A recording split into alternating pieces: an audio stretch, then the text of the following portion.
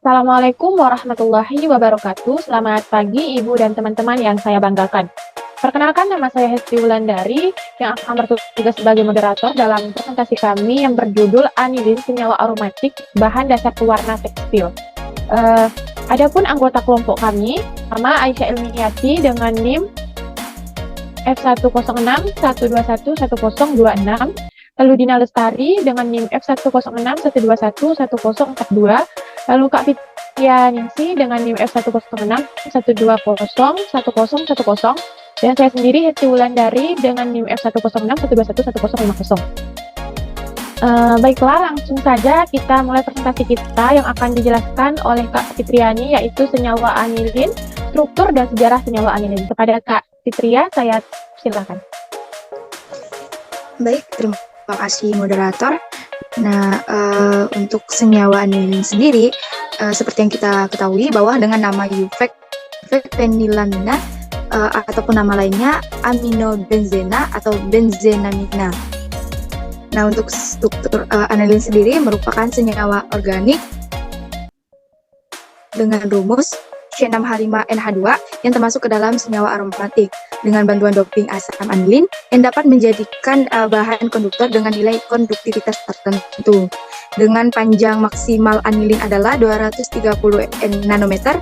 Hal inilah yang menyebabkan pasangan elektron menjadi pada NH2 yang kemudian berinteraksi dengan elektron cincin untuk meningkatkan densitas elektron di keseluruhan cincin. Nah, terutama pada posisi orto dan para dari cincin. Anilin sendiri merupakan bahan kimia yang dapat dibuat dari berbagai macam cara dan bahan, serta dapat digunakan untuk membuat berbagai macam produk kimia.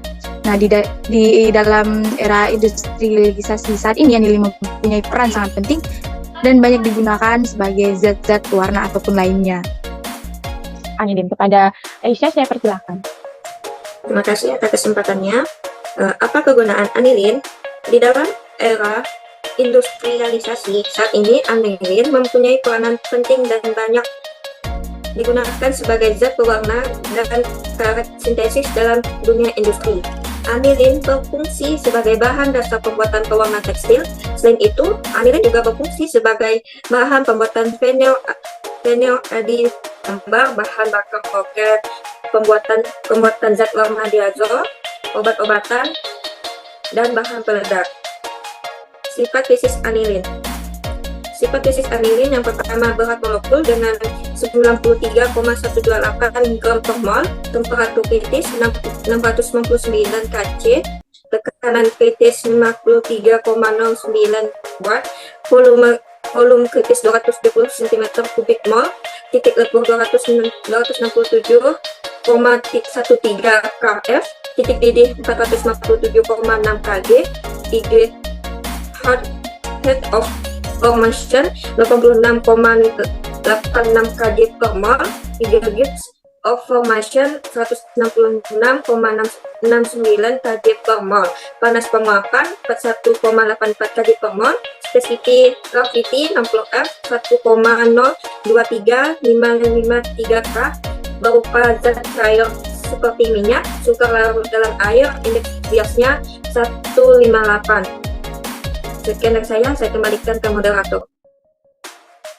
Baiklah, terima kasih kepada Aisyah atas penjelasannya. Selanjutnya akan dilanjutkan oleh Dina Lestari, yaitu sifat kimia dan sumber senyawa anilin. Sifat kimia anilin. Nah, anilin larut pada pelarut organik dengan baik. Larut pada air dengan tingkat kelarutan 3,5% pada suhu 25 derajat Celcius.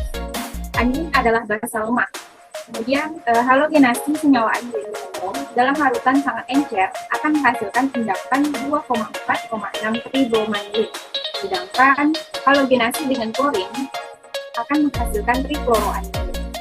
Kemudian anilin dapat bereaksi dengan gliserol hingga membentuk fluoanilin dengan adanya nitrobenzene dan asam sulfat. Kemudian anilin bereaksi dengan hidrogen peroksida dan aktonitrin dalam larutan metanol hingga membentuk alkosi benzene.